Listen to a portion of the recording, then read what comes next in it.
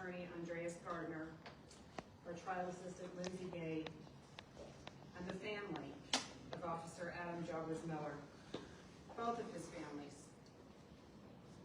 His uncle, who really was a father to him, David Miller, and his sister Nicole, Roger Valdivia from the Fort Myers Police Department, and his family of the Fort Myers Police Department, represented by Interim Chief Linda Pepitone.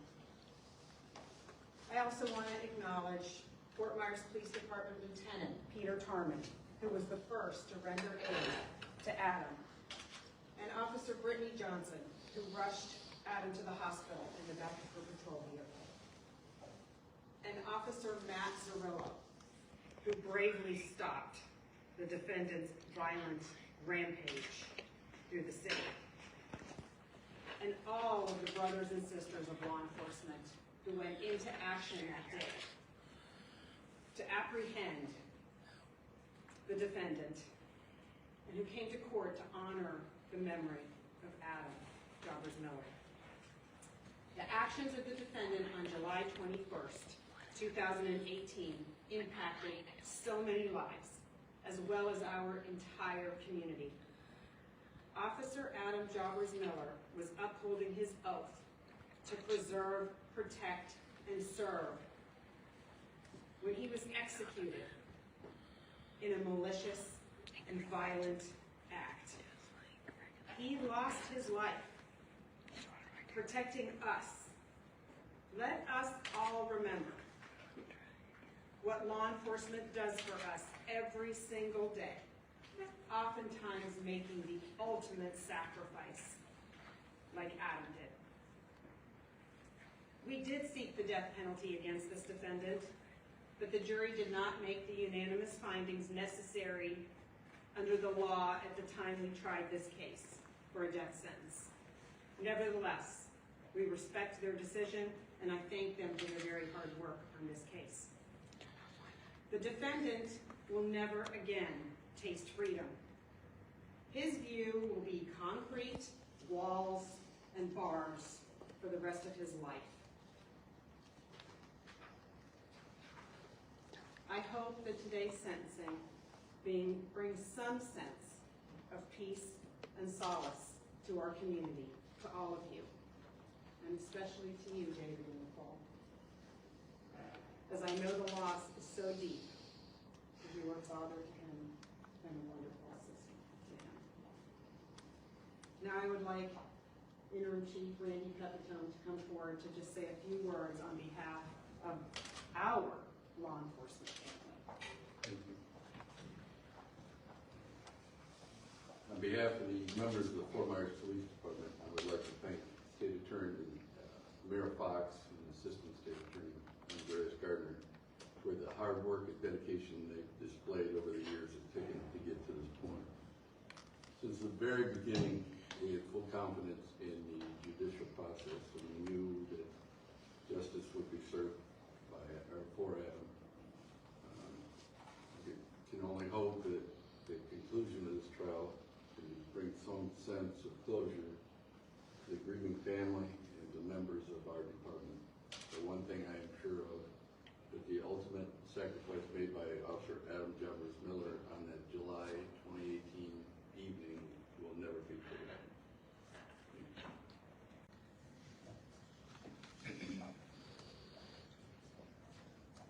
As this day and this case come to an end, I want to remind all of you, I think you already know this, but I want to remind you again, that Adam Jobbers Miller was a true hero who was performing his official duties in trying to stop the absolute chaos caused by a violent defendant who was just feet away from a very busy, populated roadway and many, many other innocent people.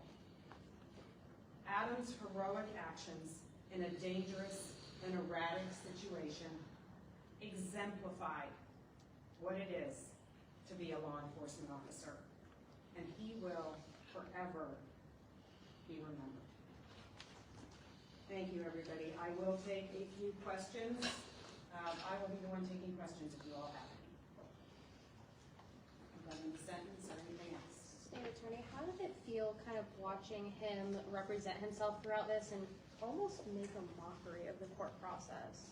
So it was a difficult trial. I know many of you watched it. It was a difficult trial. The U.S. Constitution says that a defendant has the right to represent themselves. As you saw, Judge Brandon conducted many, many inquiries of the defendant as to whether or not he wanted a lawyer. He did it at every crucial stage of the proceeding as is required. Mr. Desmarais chose to represent himself, and certainly it was not an ideal situation for any of us to behold that. However, we always treat everybody equally in the courtroom, and we treated him as if he was defense counsel, and made very sure that we did everything we could, Mr. Gardner and I, to protect his rights as well as the rights of the victim's family. So we feel that that was done very well, and that certainly there was no issue with that. State Attorney Fox, glad you did mention that because it brings me to my question. You know, earlier he did state that he doesn't feel like it was any legal evidence and felt like he was wrongfully prosecuted and shouldn't have been able to defend himself. How do you respond to that? Well, I mean, unfortunately for Mr. Desmarais, there's such a thing as police body cameras, and the evidence in this case was strong. I mean, his act of executing Officer Jobbers Miller was on body cam, and the jury saw it.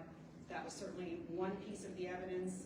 There was other evidence, and the jury was able to see all of that, obviously. He sat through the entire trial representing himself. He saw what all the evidence was against him, and it was clear, obviously, to a jury of 12 people that he was guilty beyond a reasonable doubt on all these counts. Yes.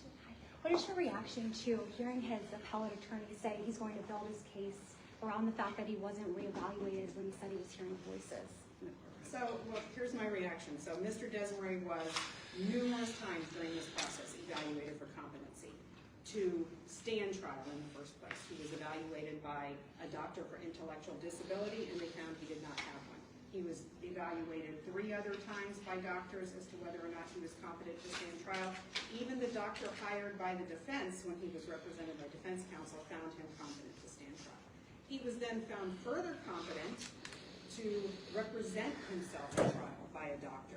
So my response to that is that Mr. Desmarais sat through the trial, and he was able to stand up and testify on his own behalf, and it was only at a point when he realized, in my opinion, that things were not going well for him that he said he was hearing voices.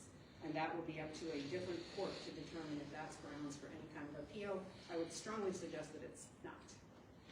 In your career, have you ever been faced with anything like this? No, this was the first time in my career on this type of a case, which is the most serious case that we ever face as prosecutors, a first-degree murder of a law enforcement officer. I've never had a case where somebody was pro se, meaning they represented themselves. Again, I feel that the judge crossed every T and dotted every I that he needed to in making sure that Mr. Desmarais was given a fair trial. But I think that for many of us here in the community, this was the first time that we'd seen something along these lines. Next box. Yes. This trial took place just days before a new law took effect in the That's state. right. You know, how do you and the family of Jobbers Miller feel? Do you feel that justice was ultimately served, or kind of what is your reaction taking the other thing into account? Well, we do feel that justice was served because we put this in the hands of a jury as we have to, and the jury came back with what their conclusion was, which was a decision that they did not unanimously vote for the death penalty. Since the time we tried this case, the death penalty law in the state of Florida has changed. In fact, our office just did a death penalty trial a week ago that concluded 2 weeks ago now, where a jury vote of 10 to 2 was sufficient to recommend the death penalty to the judge for sentencing. And that case is still pending for sentencing. However, in this case, that was not the law at the time we tried the case. And we all respect up here what the law was at the time we tried the case. We have no choice but to respect that. And this jury did not unanimously find that the aggravators outweighed the mitigators. The mitigators being the mental health of Mr. Desmarais, and thus their recommendation was, they did not even get to that recommendation. So we all accept that. Of course, we've had many discussions about it. We all accept it. We respect and accept what the jury did. We do believe justice was served, and we do believe that justice is served when Desmarais will never, ever see the light of day again. And we are all satisfied with that. Are you able to share, do you know what the final back and forth was? Like you mentioned 10-2 for the other case. Do you know what those numbers were here? So I only know what I know from your reporting, and I saw in one of your reports that a few of the jurors, maybe one of the alternates and one of the other jurors may have spoken to some of the media, and it was said in that story, if that was accurate, that there was a 9-3 split in this case. But that, again, I got that from your reporting, so I'll rely on you all if that was accurate or not. I have not spoken to any of the jurors. Any other questions? Yes, Is this the outcome you expected? expected know- when, today at the sentencing No, meeting? no, in the beginning. I know you all were obviously hoping for, the death penalty. Is this, the way So you thought it was going to go? we absolutely sought the death penalty. We thought it was more than appropriate in this case. We knew, as we always did going forward under the former death penalty statute, that it is very, very difficult to get a unanimous death penalty vote, no matter what the circumstances of the case were. I mean, it was because of the Parkland case and not being able to get a unanimous vote that our legislature has now said, well, wait a minute, we're not gonna let a few jurors make the decision. We're gonna make it an 8-4. And obviously under the 8-4, this would have been a death recommendation if that's accurate, that our jury was a 9-3. It's changed now. We did not just necessarily expect that a jury would return a recommendation for death going in. We never just expect that. We knew under the unanimous statute that it is very difficult in any case to get 12 people to agree on a death penalty. The death penalty has always been and will continue to probably be controversial, and some people just would never under any circumstances vote for it, even if they tell you in jury selection that they would. Once they're faced with it, things change sometimes. This may be a little off the beat a little bit, but in 2018, Chief Diggs was still with us, and this is one of his people, his family. Do you think maybe he's smiling down knowing that justice has finally been served to protect his family? I hope so. I can say that all of us standing up here dearly loved Chief Diggs, and we all miss him very, very much, and we hope that he is watching this from above and being very satisfied as we are to see the day when Desmarais goes away to